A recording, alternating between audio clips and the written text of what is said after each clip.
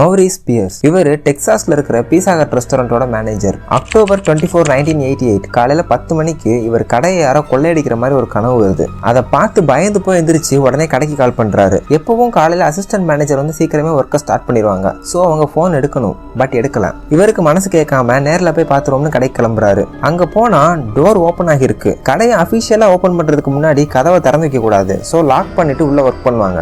But இங்க திறந்துருக்கு. உள்ள போய் பார்க்கும்போது கடை ஃபுல்லா தண்ணியா இருக்கு. ஒரு 2-3 சென்டிமீட்டருக்கு தண்ணி கெட்டி கிடக்குது அண்ட் கண்டினியூஸா தண்ணி வந்துகிட்டே இருக்கு. ஸோ தண்ணி வர டைரக்ஷனை ஃபாலோ பண்ணி போறாரு. அது மென்ஸ் ரூம் டாய்லெட்குள்ள இருந்து வருது. அந்த டோரை ஓபன் பண்ணி பார்த்தா இவர் கனவுல கூட நினைச்சு பார்க்க முடியாத ஒன்று அங்க நடந்திருக்கு. இவங்க அசிஸ்டன்ட் மேனேஜர் நான்சி டிப்ரிஸ் தலையிலே ஷூட் பண்ணி உடம்புல ட்ரெஸ்ஸே இல்லாம பயங்கரமா அடிபட்டு கிடக்குறாங்க. பட் உயிர் இருக்கு. ஸோ உடனே போலீஸ்க்கும் ஆம்புலன்ஸ்க்கும் கால் பண்றாங்க.